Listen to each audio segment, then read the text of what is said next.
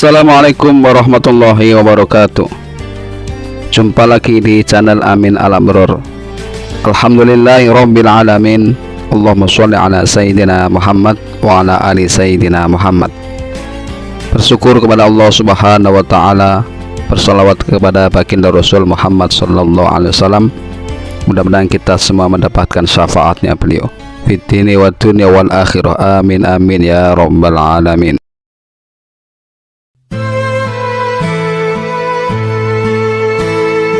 Dalam babat Tanah Jawi dikisahkan pada saat Panembahan Senopati memerintah kerajaan Mataram Islam, hiduplah seorang pemuda yang bernama Bagus Wanabaya atau yang lebih dikenal sebagai Ki Ageng Mangir. Dalam kisah tersebut diceritakan bahwa Ki Ageng Mangir semasa hidupnya merupakan seorang penguasa di daerah Mangir yang waktu itu berada di wilayah kekuasaan kerajaan Mataram. Namun saat itu Ki Ageng Mangir tidak mau tunduk kepada kekuasaan Mataram, sebab baginya wilayah Mangir merupakan tanah perdikan Majapahit. Maka dari hal tersebut menyebabkan terjadinya perselisihan antara Ki Ageng Mangir dengan Panembahan Senopati.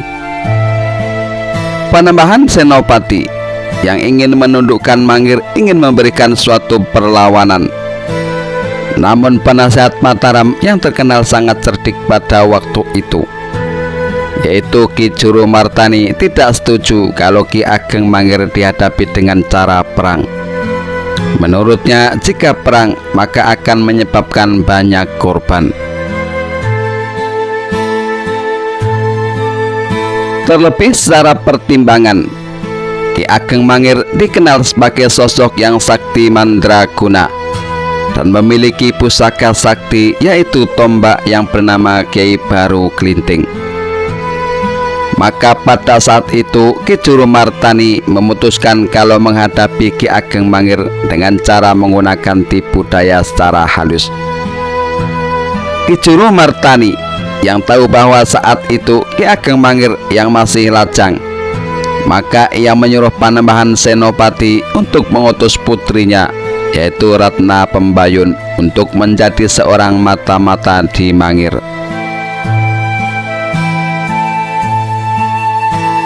Dengan cara Ratna Pembayun menyamar menjadi seorang penari ledek atau tayub, dan mulai dari sinilah kisah cinta antara Ki Ageng Mangir dan Ratna Pembayun dimulai.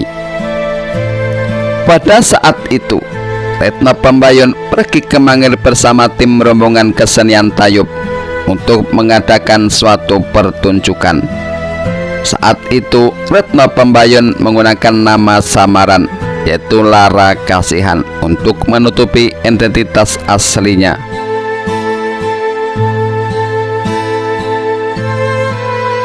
Ki Ageng Mangir yang tahu bahwa ada rombongan grup kesenian tayub mengadakan pertunjukan di wilayahnya, maka ia mengutus bawahannya untuk mengundang mereka untuk mengadakan pertunjukan di halaman dalam Mangiran.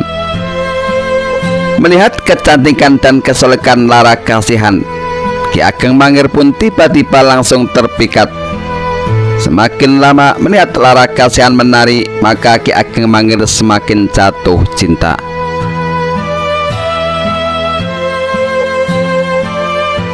Akhirnya Ki Ageng Mangir meminta Lara Kasihan untuk menjadi istrinya.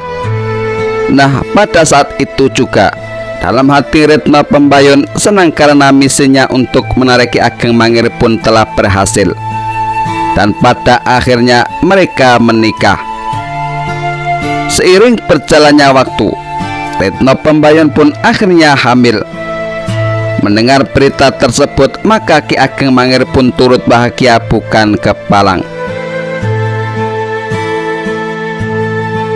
Akan tetapi Lara Kasihan masih merasa mengganjal dalam hatinya, sebab selama ini ia menyimpan rahasia dari suaminya. Hingga akhirnya Ratna Pembayun pun memberanikan diri untuk memberitahu pada Ki Ageng Mangir bahwa dia adalah Ratna Pembayun, putri dari Panembahan Senopati.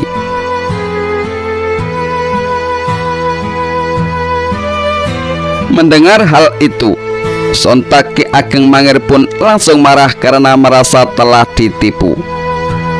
Namun Ratna Pembayun tetap mencoba sabar dan tetap mencoba memendam rasa dendam suaminya pada ayahnya. Ratna Pembayun meyakinkan suaminya bahwa ia benar-benar mencintainya. Lalu ia pun kemudian memujuk suaminya untuk mau menghadap Panembahan Senopati sebagai mertuanya. Demi cintanya kepada Ratna Pembayun dan bayi yang berada dalam kandungannya, Ki Ageng Mangir pun lalu memenuhi permintaan istrinya untuk menghadap ke Panembahan Senopati.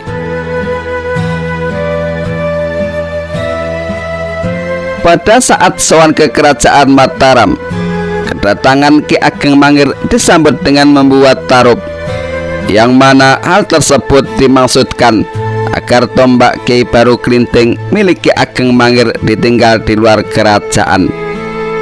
Lalu saat bertemu dengan Panembahan Senopati, Ki Ageng Mangir langsung mengaturkan sujud sungkem pada mertuanya. Dan pada saat itulah Panembahan Senopati tak menyanyiakan kesempatannya dengan membenturkan kepala Ki Ageng Mangir ke batu tempat ia duduk yang dinamakan Watu Gilang. Saat itulah kepala Ki Ageng Mangir menjadi hancur dan dia tewas seketika karena dibenturkan dengan keras ke Watu Gilang oleh Panembahan Senopati. Melihat suaminya tewas, Ratna Pembayun menangis sejadi-jadinya. Jenazah Ki Ageng Mangir kemudian dimakamkan di makam kerabat Mataram Kota Gede. Dalam kisah yang lain diceritakan tentang tombak Kyai Baru Klinting. Tombak Kyai Baru Klinting adalah pusaka yang sangat fenomenal di Pulau Jawa. Tombak tersebut terkenal dengan kesaktiannya yang luar biasa.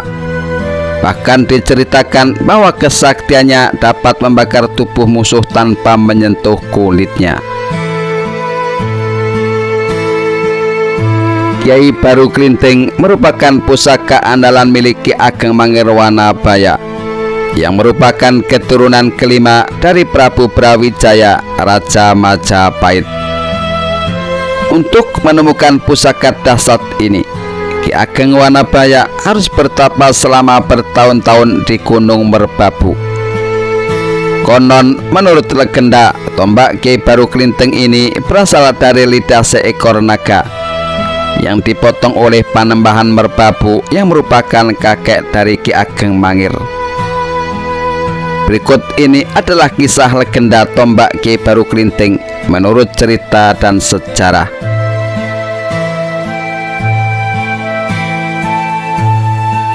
Tak lama setelah runtuhnya kerajaan Majapahit yang dipimpin oleh Brawijaya V, terdapat kejadian yang menggemparkan orang-orang di daerah Mangiran. Saat ini Mangir Bantul, Yogyakarta. Dalam kisah tersebut diceritakan seorang perempuan yang tidak pernah menikah dengan laki-laki manapun. Akan tetapi perempuan tersebut hamil dan melahirkan seekor ular sebesar lengan orang dewasa. Konon perempuan tersebut adalah putri Ki Demang Taliwangsa.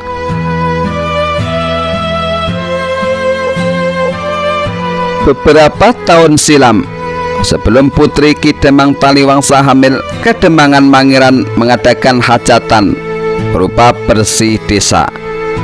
Sebagai putri Ki Demang Taliwangsa, ia membantu hajatan tersebut. Suatu saat ia diminta menemui Ki Wanabaya untuk meminjam pusaka untuk upacara bersih desa.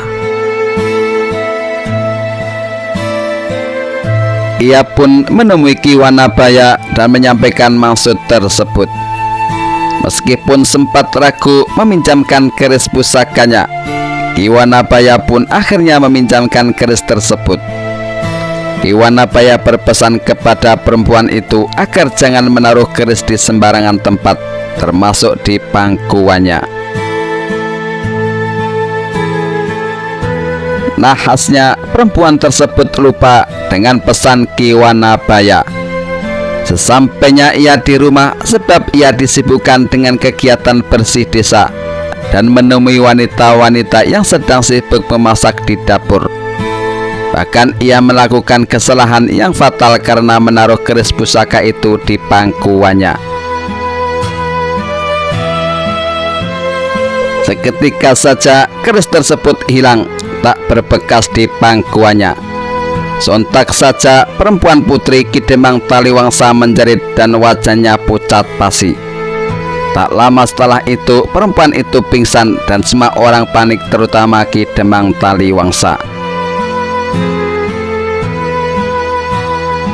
Ki Demang Taliwangsa segera memberitahukan kejadian itu kepada Ki Wanabaya.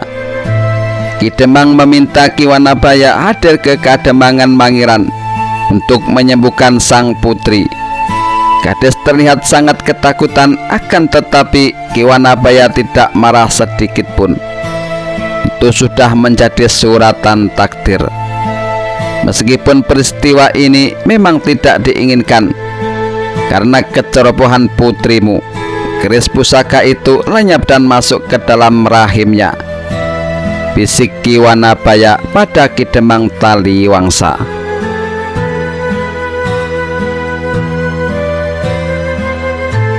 Karena empatinya pada sang sahabat, akhirnya Ki Wanabaya menawarkan diri untuk menjadi suami putrinya, dengan syarat ia tidak akan mau menyentuh putrinya.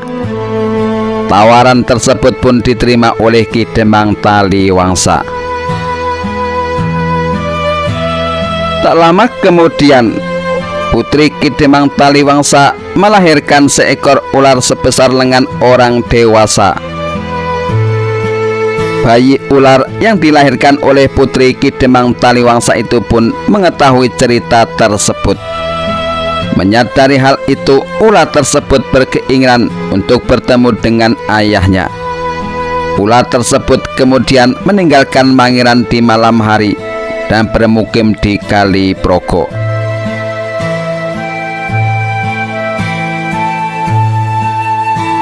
Semakin lama, tubuhnya semakin besar hingga menjelma seekor naga yang sangat besar dan menakutkan. Setiap kali ia bergerak, daerah tepi Kaliprogo pun menjadi longsor. Hal itu sangat meresahkan penduduk sekitar.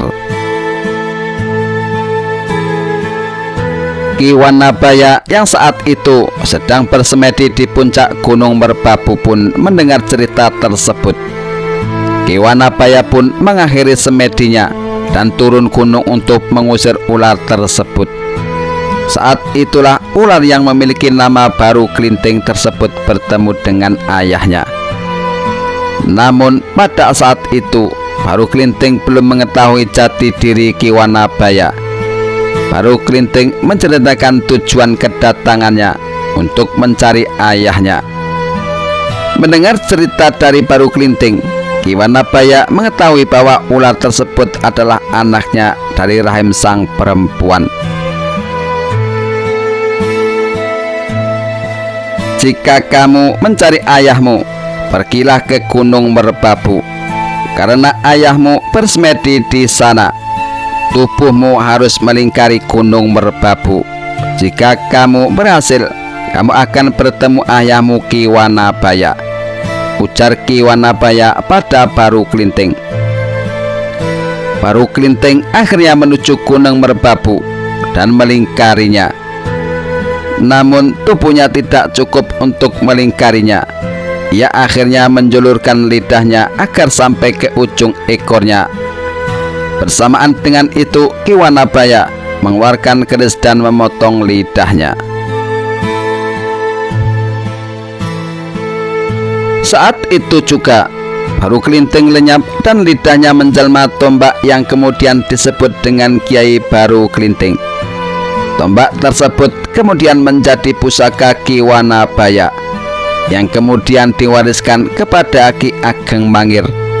yang kemudian memimpin daerah Mangir. Wallahu a'lam bishawab. Inilah sepenggal kisah Ki Ageng Mangir dan tombak Kiai Baru Klinting. Semoga bermanfaat bagi kita semuanya. Amin amin ya rabbal alamin. Jangan lupa like, share, dan subscribe. Terima kasih. Akhirul kalam. Wassalamualaikum warahmatullahi wabarakatuh.